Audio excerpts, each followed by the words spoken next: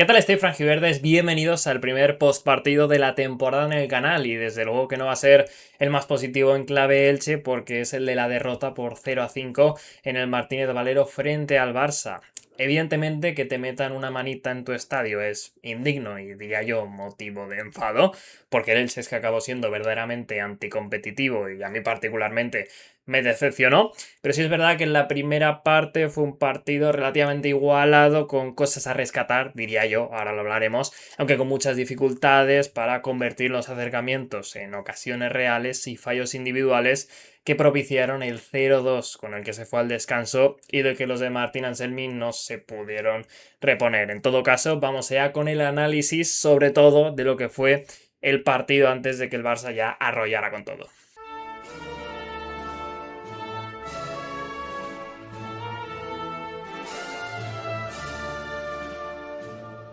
Como siempre hacemos en los postpartidos, vamos a ir avanzando temporalmente, empezando con el análisis del 11 de Martín Anselmi, repasando luego los planteamientos iniciales de ambos equipos y luego parándonos en momentos clave como grandes ocasiones, goles, cambios y demás para ir desgranando poco a poco el encuentro hasta llegar a las conclusiones finales y a las notas de los jugadores del Elche que daremos como colofón. Y aquí tenéis el 11 que dirigió Martín Anselmi para su debut en el Martínez Valero, parecido a lo que intuíamos en la previa, pero con la única diferencia, al igual que pasó en la primera jornada, en la media punta derecha, porque Neto, que estuvo mal en Riazor, salió del 11, pero no entró Cepeda, sino Tete Morente. Una modificación que también puede considerarse que matizó el dibujo de Martín Anselmi, porque más que el media punta interior a que estamos acostumbrados, Tete Morente fue un extremo derecho que estaba ahí para ayudar a Bouba Sangaré con la defensa de esa banda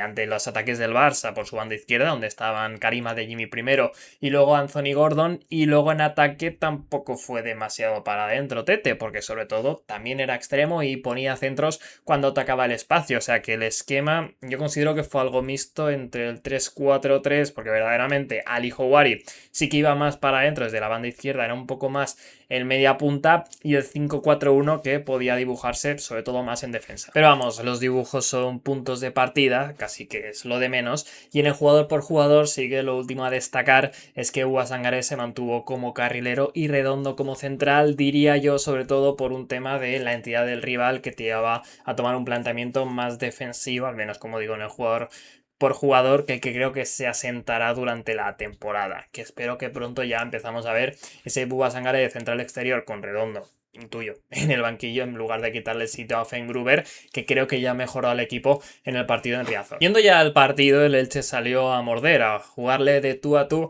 al FC Barcelona, queriendo tener la pelota y presionando alto con la línea adelantada y yendo por momentos a pares al jugador con jugador y a imponerse en los duelos, con algún pequeño matiz, pero con un planteamiento parecido a lo que entiendo que veremos durante el resto de la temporada, para ir construyendo poco a poco al equipo y porque tampoco puedes de repente salir a encerrarte si nunca lo vas a hacer y no lo has practicado, porque es que no te va a salir bien. Luego ya hablaremos, evidentemente se notó que faltan aún ajustes por hacer, bastantes. El principio de temporada es normal y luego igual en algún punto se fue demasiado temerario. En todo caso, a mí el inicio del Elche me gustó. Vimos un partido de mucho ritmo con un Barça que presionaba alto pero al que le costó arrancar, sobre todo con pelota, y los de Anselmi que aprovecharon que tenían superioridad en los primeros pases en la construcción para sacar el balón jugado e incomodar al rival. El problema es que de las veces que salieron, aún habiendo construido ventajas, no eran capaces de convertirlas en ocasiones reales, más allá de algún centro de Tete Morente, pero Ferniño también pienso que estaba muy solo dentro del área y que en definitiva faltaba presencia por dentro, y diría yo también que precisión en metros finales. Y claro, el Barça es uno de los equipos que mejor presionan del mundo y cualquier error te lo pueden hacer pagar caro. Aprovecharon primero la presión adelantada y la línea del Elche para dejar casi mano a mano a Lamine Yamal, que la tiró arriba en un partido bastante malo, por cierto, del campeón del mundo, pero luego enseguida en el 13 pues llegó un penalti precisamente por un error bastante claro del Elche en construcción. Para mí falló primero Fede Redondo, siendo demasiado optimista, yendo hacia adelante en la salida de balón, con una salida que desprotegía la zona más importante posición de que es la suya en defensa. La del centro es el central del medio, cuando no había ni mucho menos ventaja para ello y estaba uno en una fase posicional con el Barça presionando alto. No entendí demasiado esa acción y luego le dio el balón a Bouba Sangaré, que ante la presión del rival, cuando tenía un pase fácil atrás, pues decidió mandarla arriba, rebotó en el jugador que tenía delante y ahí en 2 toques Rafinha se quedaba casi solo frente al portero. Chus tenía 2 e hizo un penalti de urgencia, tragándose un recorte del brasileño, pero honestamente casi que es el que menos culpo en este caso al valenciano. Rafinha lo lanzó perfecto, imposible para Dituro, y el Elche siguió con su plan ofensivo en busca del gol, que por cierto el brasileño, como dijimos en la previa, fue el 9 del conjunto culé y la verdad es que incomodó bastante el Elche porque no paró de tirar desmarques, de presionar. La verdad es que el Barça presionó mucho y por supuesto de atacar el espacio, aprovechando los espacios que dejaba el conjunto de Martín Anselmi. El Elche iba a presionar, a morder arriba, a sacar la pelota jugada, se conseguía acercar al área, más o menos tenía éxito, pero luego en el tercio final le faltaba eso, precisión, capacidad para terminar de hacer la diferencia, hacer intervenir al guardameta culé. Hubo 2 acciones más o menos claras, primero con una jugada por la derecha de Bouba Sangaré, que casi dejan el mano a mano a Ferniño, pero no terminó de ser capaz de controlar, perdió un duelo con el defensa rival, y luego con otra por parte de una asistencia fantástica de Gonzalo Villar, que estuvo magistral, hacia Ali Houari, que dentro del área no fue capaz de rematar bien una volea con su pierna izquierda. También me gustó, pero le faltó el colmillo. En todo caso, luego daremos las notas definitivas al final del vídeo. Pero el caso es que para construir ventajas estabas tomando riesgos sin terminar de sacar el rédito que debías, y el Barça por su parte pues te podía matar en cualquier momento, tanto en una jugada digamos de mérito propio como en cualquier fallo tuyo en salida o cualquier situación. Y así fue, porque evidentemente ellos no iban a fallar en área contraria y volvió a pasar una acción parecida, podríamos decir, a la del primer gol, al borde del final de la primera parte, tras un saque de banda redondo muy escorado a banda derecha. Manda un balón arriba ante la presión de Rafinha, que está constantemente presionando, se le queda cortísimo en tierra de nadie y con el equipo expuesto, pues el Barça otra vez en 2 toques se te planta mano a mano y te pone el 0-2. Para mí acabó siendo un resultado injusto en la primera parte, pero es lo que tienen ante rivales de esta entidad, que por una parte si tú no eres capaz de generar las ocasiones que entre comillas te mereces y luego el partido está igualado, pero dejas concesiones para que te hagan gol, pues difícilmente van a fallar, que por cierto fueron justo 2 errores, no tanto por construir con la pelota desde atrás, por sacar el balón jugado, que también tiene algo de influencia, pero al final los 2 fallos son por 2 malos despejes, el de Bouba Sangaré con un rival delante que le rebota y ya se lía, y luego como digo el de Redondo que se quedó bastante corto y al final era un poco quitar del problema de encima y mandarla para arriba, que también hay que darle mucho mérito a la presión del rival, que fue fantástica, y el Barça es de los mejores equipos del mundo, si no el mejor, y evidentemente de un nivel muy superior a lo que se enfrentará generalmente el Elche, que muchas veces ni le presionarán y cuando cometa pérdidas pues no se lo harán pagar tan caro. Evidentemente el Barça no era el super Barça como si lo pillas en mitad de temporada, pero vamos, estuvieron muy bien, muy finos en los remates en último tercio, y también se notó que el Elche pues estaba en construcción y por ahí pues hay diferentes ajustes que seguro que sirven para terminar de ir cogiendo rodaje y adaptarse al nuevo plan. En la segunda parte el Barça empezó a mandar más, creo que el 0-2 de hecho le hizo bastante daño al Elche. Al final de la primera parte se dice siempre que es psicológico, y aunque estuvieras a un tanto de estar muy dentro del partido, pues también se notaba eso, lo que te había costado en la primera parte, terminar de generar ocasiones de verdad, y que luego pues no podías físicamente mantener el nivel de presión y de ritmo alto, porque al final son las primeras jornadas y físicamente aún ningún equipo está al 100%. Por tanto, con el Barça rondando casi la sentencia, lo que sería el 0-3, Anselmi sobre el 65 más o menos hizo los primeros cambios. Salió la doble media punta, Ali Houari y Tete Morente por Lucas Cepeda y el debutante Facundo Buonanotte, básicamente para refrescar esa parcela del campo que hacía falta, y también buscando, creo yo, atacar un poco más por dentro, ya que como decía antes, Tete estaba siendo muy extremo, dejando a los de dentro demasiado solos, diría yo. Y luego un cambio verdaderamente ofensivo, que era sacar a Marc Aguado, el pivote, por Martín Neto, que iba a ejercer de centrocampista creativo, un poco lo que estaba haciendo Gonzalo Villar, dejando al murciano más como pivote defensivo, una posición que no es suya y que ya estaba algo cansado. A mí eso me pareció un poco demasiado optimista, porque al final con el Barça dominando creo que no era el contexto para esta modificación, que es más para cuando estés ya en últimos minutos o siendo tú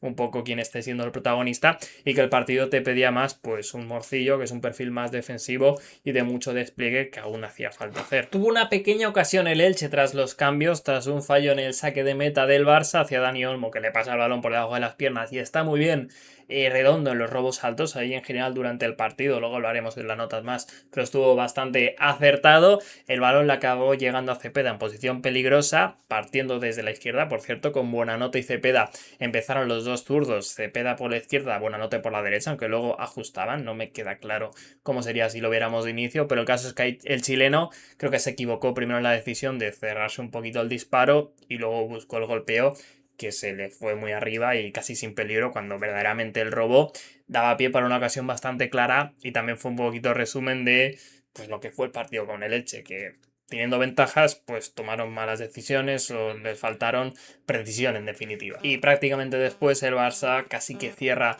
el resultado tras una acción en la banda derecha del Elche en la que el Barça sale de una inferioridad numérica en un 2 contra 3 más o menos entre Gordon y Dani Olmo, no sé si con algún rebote, se acaban yendo de varios jugadores, con Redondo entre ellos, otra vez fuera de posición, siendo optimista para robar, pero no consiguiéndolo y dejándolo muy fácil. Una vez consigue el Barça superar esa situación prácticamente en un contragolpe que acaba con Rafinha rematando dentro del área pequeña y sin opción para Matías Dituro. Después del tanto, un poquito antes del minuto 70, entraba Ezequiel Ponce redebutando en el Elche, penúltimo cambio de Martín Anselmi por Ferniño, básicamente para refrescar la punta de ataque. Justo después el Elche tiene su última oportunidad para entrar en el partido, en la disputa, digamos, por los puntos, tras un buen robo alto de Víctor Chust en banda izquierda, conducción para dentro Germán Valera, balón para Buonanotte prácticamente en la primera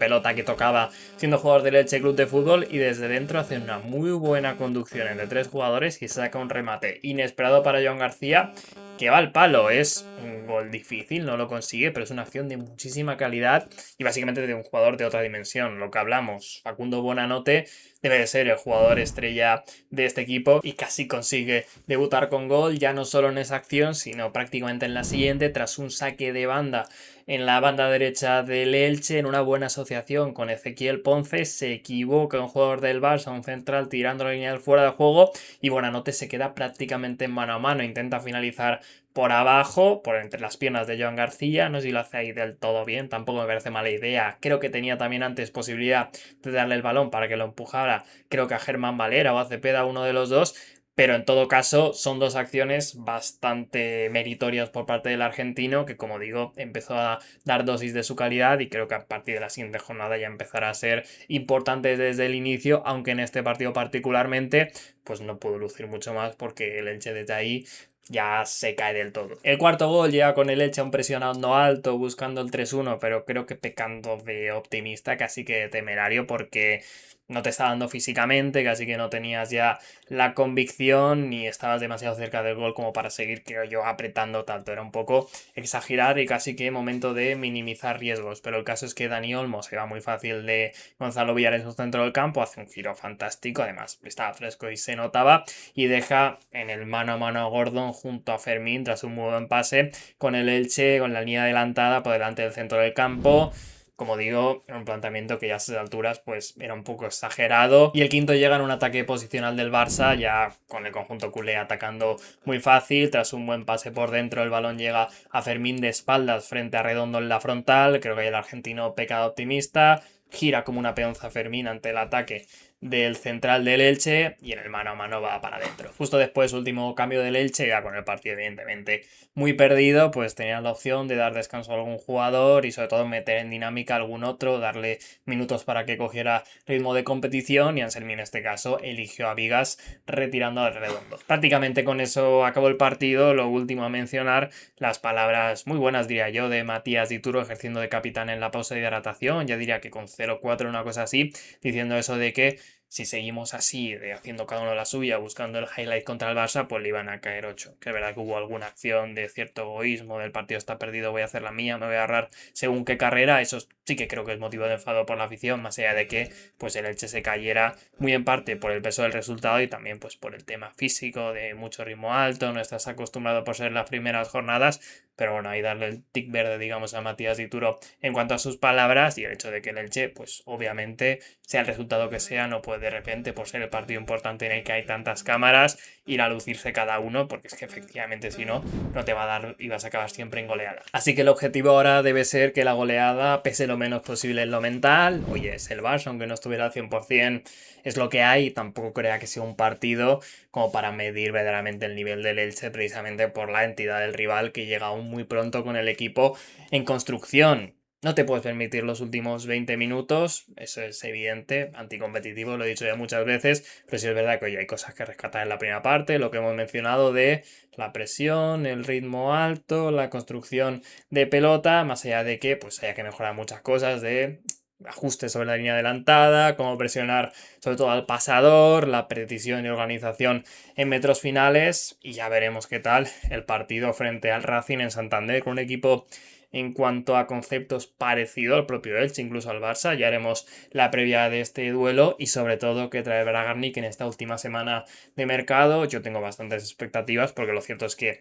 hace falta bastante calidad extra en la plantilla. Y aquí tenéis mis notas a los jugadores del Elche yendo de menos a más, pasándome en los más importantes. El que peor parado sale es Fede Redondo, lo hemos mencionado, creo que sale señalado en 4 de los 5 goles, pero es verdad que dejó algunos detalles positivos, anticipando, yendo hacia adelante y robando balones importantes también con alguna buena salida de balón, aunque es verdad que la lía en alguna otra. Creo que no sería excesivamente crítico, no lo mataría por este partido, más allá de que su temporada pasada no me gustara nada, porque es una nueva posición y aún tiene que ir adaptándose. Pero es verdad que es un poco de optimista y fue siempre a máximos. Y frente al Barça, es que es normal que te pase algo. Yo seguiría teniéndolo ahí como opción, como central del medio. Creo que tiene posibilidad aún de sumar en la plantilla, pero no lo vería por ahora, ni mucho menos como titular indiscutible. Y para mí fue pues, el peor del partido, como veis en las notas. Más allá de eso, evidentemente es día de muchos suspensos. Creo que Gruber no se está terminando de adaptar aún, está empezando, pero esta posición de central exterior,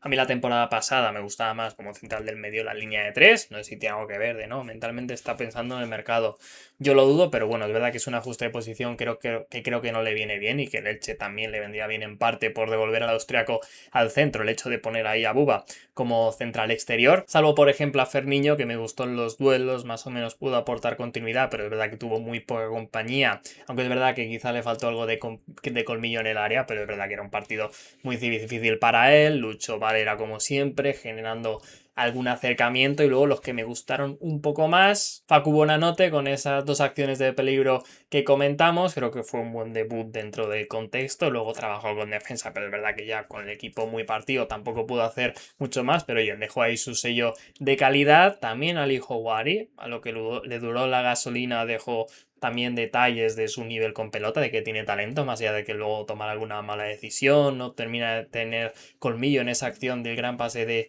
Gonzalo Villar, que para mí fue el mejor jugador del Elche, sobre todo hasta que Anselmi lo retrasa a ser el pivote, pero cuando estaba bien el conjunto franjiverde era sobre todo porque la pelota pasaba por las botas del murciano, está ejerciendo ya de líder en el centro del campo, del jugón, del organizador, por fin teniendo la oportunidad, lo hemos hablado muchas veces en el canal, de tener un entrenador con un modelo de juego que le potencia y que le ha dado las llaves del equipo. Yo tengo cero dudas con Gonzalo Villar, creo que va a ser seguro uno de los mejores jugadores de la temporada del Elche y en estas 2 primeras jornadas lo está demostrando. Hasta aquí el vídeo, te animo a dejar tu like si te ha gustado, también el botón de hype y de suscripción si todavía no lo estás, también a seguirme en redes sociales, particularmente en X, donde estoy más activo, @davillar_, y donde pues iremos siguiendo la actualidad del Elche, si hay fichajes un poquito más que tuiteados sobre el partido, y si no, también en todo caso por aquí en YouTube, pues haremos vídeo de los próximos fichajes. Se viene semana importante, más allá del partido frente al Racing de Santander, la última de mercado, y la espero bastante movida como siempre en clave Elche, así que nos veremos por aquí. Hasta la próxima.